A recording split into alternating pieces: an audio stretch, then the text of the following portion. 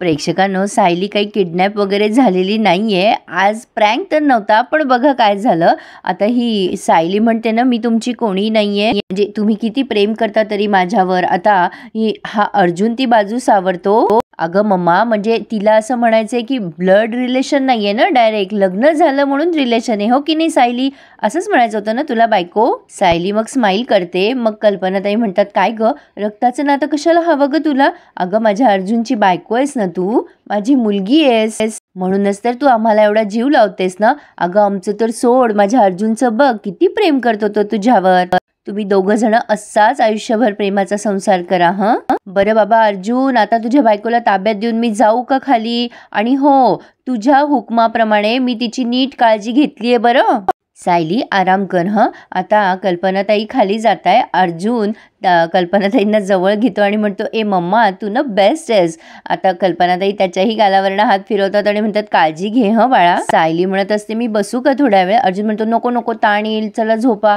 अस्मिताने प्रियाला call केलाय आणि सांगते कशी की अगं मला त्या सायलीवर हल्ला झाला ना, तर बरंच वाटलं होतं मला असं वाटलं ती जाईल आता, पण ती मरावी अशी इच्छा नव्हती, पण देवाच्याच मनात आहे ना ती राहावी म्हणून. आता लगेच प्रिया म्हणते, देवाच्या मनात काय ते क्लिअर झालंच आहे ना, ती सायली धडधाकट होऊन परत आली आहे. अस्मिता म्हणते, हो ना, पण पूर्णाजी अगदीच मवाळ झाली आहे ग, त्या सायलीला काही बोलत नाही, टोमणे मारत नाही. ती सायली हॉस्पिटलमध्ये होती तेव्हा दाखवली नाही या सगळ्यांनी माणुसकी, पण अजून पूर्णाजी गप्पच आहे ग. आता प्रिया म्हणते, सायलीला ना जरा जास्तीच सिंपती मिळाली आहे, आपण तिला घराच्या बाहेर काढायचा प्रयत्न करतोय, पण या सगळ्यामुळे तिची जागा फिक्स झाली आहे. अस्मिता म्हणते, काय व्हायला पाहिजे होतं आणि काय होतंय ग, त्या सायलीचा पत्ता कट व्हायला पाहिजे होता ना, आणि तू सून म्हणून घरात यायला हवी होतीस. उलटच झालं ग सगळं, काहीच फायदा झाला नाही बघ. आता प्रिया म्हणते, फायदा काय तोटाच होतो नेहमी, प्रत्येक गोष्ट आपल्या विरोधातच का जाते ना, कळतच नाही. त्या सायलीची लायकी नाही आहे अर्जुनची बायको असण्याची, हिची बरी लायकी आहे.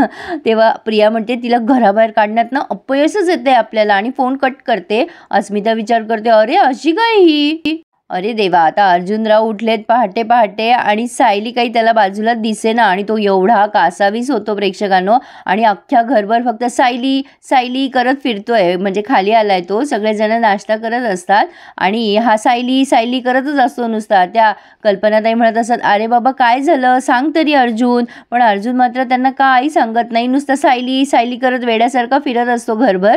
आता कल्पनाताई त्याच्या जवळ जाऊन विचारतात, अरे बाबा काय झालं, सांगशील का आम्हाला? अर्जुन म्हणतोय, सायली खोलीत नाहीये. विमल म्हणते की अहो अजून त्या खाली नाही आल्या, त्या खोलीतच असतील ना. तेव्हा या पूर्णाजी म्हणतात, अरे बाबा बाथरूम मध्ये असेल ती. अस्मिता म्हणते, तू चेक न करताच आला असशील खाली. अर्जुन म्हणतो, मी घरभर शोधलाय तिला, ती कुठे सापडत नाहीये. मी तिला सांगितलं होतं की अंथरुणाच्या खाली उतरू नको, पण ती ना ऐकतच नाही माझं. तिला कसं कळत नाही की बाहेर जाणं तिच्यासाठी सेफ नाहीये. बाहेर हा शब्द काढल्यानंतर तो पटकन बाहेर पण शोधायला जातोय, पण बाहेर सुद्धा त्याला दिसत नाहीये ती. अश्विन म्हणतो, थांब दादा, मी तिकडे गार्डनमध्ये जाऊन बघतो. आता अर्जुन म्हणतो, मी बघितलंय रे. विमल म्हणते, थांबा दादा, मी मागे बघून येते. पूर्णाजी म्हणतात, त्या परमेश्वरालाच ठाऊक बाबा किती दिवस चालणार आहे हे सगळं. आता अस्मिता विचार करते, पहाटे पहाटे उठून ही घर सोडून गेली असेल तर बरंच झालं, पण अर्जुन खूप पॅनिक झालेला असतो. अशी कशी जाते ही बाहेर, हिला कळत नाही का ती सेफ नाहीये अजून? आता हा अश्विन म्हणतो, बाहेर नाहीये वहिनी. विमल म्हणते, मागे पण नाहीये. आता ही अस्मिता म्हणते, तिला घरातून कोणी उचलून तर घेऊन नसेल गेलं ना. आता अर्जुन अजून टेन्शनमध्ये येतो, पण पूर्णाजी ओरडतात अस्मितावर, गप्प बस ग, काही बोलत नको जाऊस, घरात येऊन कोण घेऊन जाणार आहे तिला? आता अर्जुन म्हणतो, नाही नाही नाही, आता इनफ इज इनफ, मी जातोय तिला बाहेर शोधायला. आता ती जर नाही सापडली ना तर मी पोलीस कंप्लेंट करेल. आणि आता अश्विन म्हणतो, हो चल दादा, मी पण येतोय तुझ्यासोबत. आता तेवढ्यात कल्पनाताई अर्जुनला थांबवतात आणि समोर बघ म्हणतात, तर आपल्या सायली मॅडम मस्त फुलं बिलं वेचून बाहेरून येत असतात आरामात, आणि अर्जुन तिच्याकडे एवढा रागाने बघतो, आणि सगळेच जण म्हणजे काळजीपोटीच ऑब्व्हियसली. कल्पनाताई सायलीला बघितल्या म्हणतात, अरे बापरे, देवाचीच कृपा म्हणायची, आपल्याला सायली दिसली. अर्जुन म्हणतो, नाही नाही, सायली मॅडमची कृपा झाली असं म्हण मम्मा. आता सायली आरामात म्हणते, काय झालं आई? आता कल्पनाताई म्हणतात की अगं कुठे गेली होतीस सायली? पूर्णाजी म्हणतात, गुळमुळीत काय विचारतेस कल्पना, स्पष्ट विचार ना तिला, सगळ्यांचे जीव टांगणीला लागले होते इकडे. विमल म्हणते, सायली ताई अहो तुम्ही कुठे दिसत नव्हता घरात, आम्ही किती घाबरलो होतो सगळे. आता सायली म्हणते, अहो मी तर फक्त. आता अर्जुन असा चिडतो सायलीवर, बस करा आता. कल्पनाताई म्हणत, अरे बाबा शांत राहा, चिडू नकोस अर्जुन. अर्जुन म्हणतो, तुला ऐकायचंच नाहीये का माझं? तुला सांगितलं होतं ना मी रूमच्या बाहेर निघू नकोस म्हणून. सायली म्हणते, अहो असं काय करताय, उद्यापासून नवरात्र सुरू होत आहे, घट बसणार आहेत, हार करायसाठी फुलं नको का, उद्या घाई नको व्हायला. अस्मिता म्हणते, झाली हिची चांगुलपणाची नाटकं सुरू. आता ही सायली म्हणते, आई आपण घट घ्यायला कधी जायचं, देवीची साडी कधी घ्यायची, मी ना उद्याचे गजरे पण ना आताच करणार आहे, पूजेच्या वेळेला ते तयार मिळतील ना. आता अर्जुन खूप चिडतो आणि म्हणतो, बस का एवढंच काम आहे का, तुम्ही एक काम करा ना, खूप काम आहेत आपल्या घरामध्ये. अगं गच्चीवर जा, ती टाकी साफ कर, गार्डन साफ कर, अगो खूप काम आहेत सायली, सगळी तूच कर. कल्पनाताई म्हणतात, नको चिडूस रे अर्जुन. अर्जुन म्हणतो की अगं मम्मा, मग हिला कसं आणि कोणत्या शब्दात सांगू मी, हिच्यावर हल्ला केलेला माणूस अजूनही बाहेरच फिरतोय, कसं सांगू तुला सायली, तुला कामच करायची आहेत ना, आपल्याला न सांगता हिला बाहेर जायचं असतं. काय ग सायली, तू कामं नाही केली तर नवरात्र होणार नाही का, नाही सगळ्याच घरच्या जबाबदाऱ्या तुलाच का घ्यायच्या असतात ग, इतर माणसं नाही आहेत का घरामध्ये. लगेच अस्मिता म्हणते, मग आहोत ना आम्ही, पण हिला कोणावर विश्वासच नाहीये ना, हिला असं वाटतं की सगळी कामं मी केली की छानच होतील, म्हणून हिला ना कोणाला कामच करू द्यायचं नसतं. पण आता ही सायली बिचारी खाली मान घालून उभी राहतीये. मग कल्पनाताई म्हणतात, ए अस्मिता, हे तुझ्या बाबतीत मात्र अगदी बरोबर आहे, कारण तुझी घरात काडीची पण मदत होत नाही. कल्पनाताई सायलीला समजवतात, ए बाळा असं नको न करू, तुला परत काही झालं तर.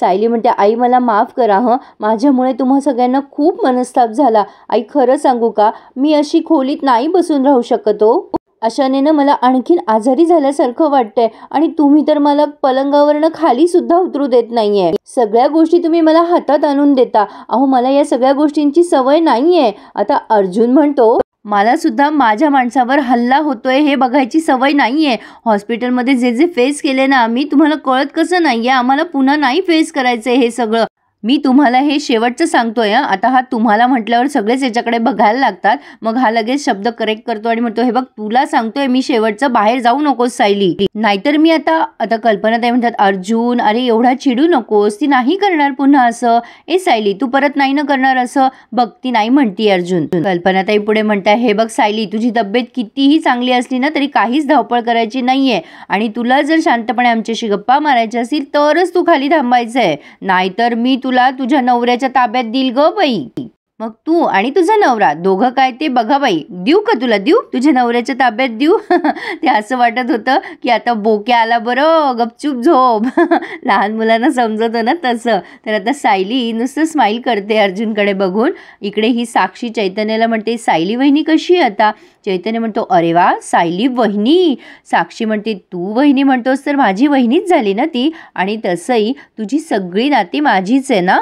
चैतन्य म्हणतो, किती स्वीट आहेस ग तू साक्षी. आता तो सांगतोय की वहिनी बरी आहे, पण जखम भरायला जरा वेळच लागेल. हे दोघं जण कॉफी पित असतात आणि चैतन्य म्हणतो, कॉफी मस्त झाली आहे. साक्षी कॉफी पिता पिता मुद्दाम अंदाज काढतीये, काय रे चैतन्य, सायली वहिनीवर कोणी हल्ला केला हे काही कळलं का. नाही म्हणजे अर्जुन शोधात असेलच ना त्या माणसाच्या, एक्झॅक्टली म्हणजे कळलं का, म्हणजे अर्जुन काय करतोय एक्झॅक्टली शोधण्यासाठी.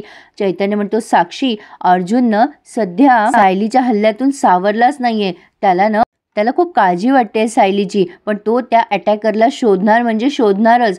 साक्षी म्हणते, हो शोधायलाच हवं ना, कारण परत असा अटॅक व्हायला नको. चैतन्य म्हणतो, होणारच नाहीये, अर्जुन आता असं होऊच देणार नाहीये, कुठल्या नवऱ्याला असं आवडेल ग, आणि अर्जुन तो तर अजिबातच असं होऊ देणार नाही. इकडे अर्जुन सारखा फोन करत असतो पोलीस स्टेशनमध्ये, आणि हल्लेखोराचा काही पत्ता लागला का विचारत असतो. तिकडनं ते लोक उत्तर देतात की सर आम्ही शोधतच आहोत, विसर्जनाच्या वेळेला खूप गर्दी होती त्यामुळे वेळ लागतो. अर्जुनला अस्वस्थ झालेलं बघून पूर्णाई म्हणतात, अरे अर्जुन तू किती विचार करशील याचा, तुलाच त्रास होत राहील सारखा. आता अर्जुन म्हणतोय की पूर्णाई हे बघ, जोपर्यंत तो हल्लेखोर सापडला जात नाही ना तोपर्यंत मी गप्पा बसणार नाहीये, मला ना क्लू मिळत नाहीये ग, त्या मागचं मोटिव्ह कळलं असतं तर शोधणं सोपं गेलं असतं. अश्विन म्हणतो, काय मोटिव्ह असेल रे दादा, वहिनीसारख्या साध्या मुलीवर का कोणी अटॅक करेल. आता अश्विन म्हणतोय, तेच तर कळत नाहीये ना, सायलीचे तर कोणी शत्रू सुद्धा नाहीये, मग तिला का टार्गेट करतायत ते लोक. अश्विन सायलीला विचारतो, काय ग वहिनी तुला कोणावर संशय आहे का, तुझं कोणाशी भांडण वगैरे. सायली मानेने नकार देते. कल्पनाताई म्हणतात, अरे अश्विन तू सायलीला हे काय विचारतोय, तिचा आवाजही चढत नाही आणि भांडण तर दूर राहिलं. आता अर्जुन म्हणतो, हे तुझं बरोबर आहे मम्मा, पण हा अटॅक ना काहीतरी मोठा प्लॅन आहे, पण कोणाचा प्लॅन असेल हा. आणि हे दोघंही एकमेकांकडे बघायला लागतात सायली आणि अर्जुन. आता ही साक्षी कॉफी पिता पिता म्हणते, अरे हो चैतन्य मी पण ना किती वेडी आहे बघ, आलेच आणि एक मिठाईचा बॉक्स चैतन्याला देते आणि म्हणते, अरे सायली वहिनी सुखरूप आहे ना, म्हणून मिठाई आणली होती, दे हं घरी सगळ्यांना. आता हा चैतन्य तिला जवळ घेतो आणि म्हणतो, माझ्या मॉडर्न साक्षीचं ट्रेडिशनल रूप. किती काळजी घेते साक्षी तू सगळ्यांची. साक्षी त्याच्या जवळ जाते आणि म्हणते, कौतुक नकोस करू, आणि किती दिवसांनी भेटतोयस मला, तुला वेळ पण नसतो मला भेटायला. तेव्हा चैतन्य म्हणतो, सॉरी ग, खूप गडबड होती. साक्षी मग लाडात येते आणि म्हणते, तक्रार नाही करत रे Chaitanya, but I miss you so much. आणि ती चैतन्याशी जवळीक साधायचा प्रयत्न करत असते, पण चैतन्य तिला म्हणजे त्यावेळी ती बाजू सावरतो आणि मग म्हणतो, चल साक्षी मी निघतो आता. संस्कारी मुलं असे असतात, पण साक्षी मात्र त्याला जाऊ देत नसते. तेव्हा चैतन्य म्हणतो, हे बघ साक्षी प्लीज आता नको, हे बघ या क्षणी आपण दूर राहिलेलंच बरं नाही का. साक्षी असं वाहवत नको ग जायला, चल भेटूयात आपण नंतर. आणि तो पटकन तिथून निघून जातो. पण साक्षी मात्र आता विचार करत बसलीये की नेमकं काय चाललं असेल अर्जुनचं.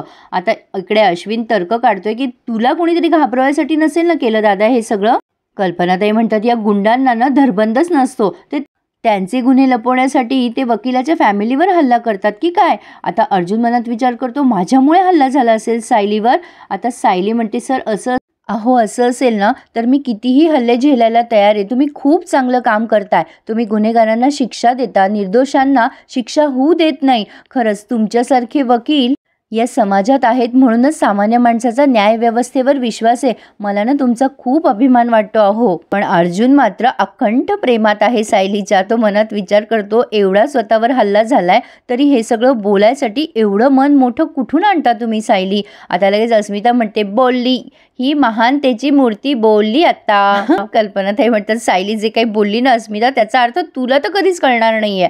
चैतन्य आलाय तिथे आणि सायलीला बघून म्हणतो कसा, अरे बापरे, सायली वहिनीला हालचाल करायची परमिशन मिळाली आहे वाटतं. काय नवऱ्याने दिली परमिशन? अरे हे म्हणजे खूपच झालं. चलो सब लोग इस बात पे मिठाई ले लो. आता पूर्णाई म्हणतात, बरं झालं बाबा गोड आणलंस, हल्ली तर आमच्या घरात खूपच गंभीर वातावरण असतं बाबा. आता विमल विचारते, चैतन्य दादा तुम्ही कॉफी घ्याल ना. चैतन्य म्हणतो, अरे म्हणजे काय, अरे आत्ता तर घेतली ना बाबा तू.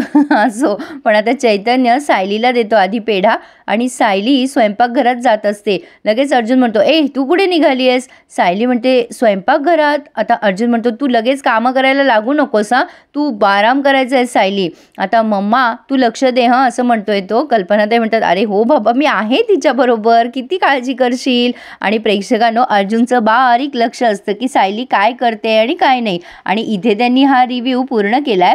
पुढे आपण बघतोय की पूर्णाजी सहज बोलून दाखवते की माझी खूप इच्छा होती अर्जुनचं लग्न माझ्याच डोळ्याच्या समोर व्हावं, पण नको त्या माणसाने भुरळ पाडली आणि हे सगळं होऊन बसलं. पण प्रेक्षकांनो अर्जुन पूर्णाईला दाखवण्यासाठी तिथे पूर्णाईच्या समोरच लग्न लावून घेतोय स्वतःचं. हे जरा फिल्मी वाटतंय नाही का. पण उद्याचा रिव्ह्यू माझ्या आवाजात ऐकायला अजिबात स्किप करू नका. त्यासाठी आत्तापासून चॅनलला सबस्क्राईब करा, म्हणजे माझे सगळे रिव्ह्यूज तुमच्यापर्यंत लवकरात लवकर पोहोचतील प्रेक्षकांनो. आणि हो प्रेक्षकांनो, रिव्ह्यू आवडल्यास एक लाईक करायला प्लीज विसरू नका. So please subscribe my channel and enjoy my reviews. उद्याचा रिव्ह्यूज मस्तच असणार आहे. सो नक्की चॅनलला सबस्क्राईब करा आणि सगळे रिव्ह्यूज एन्जॉय करा.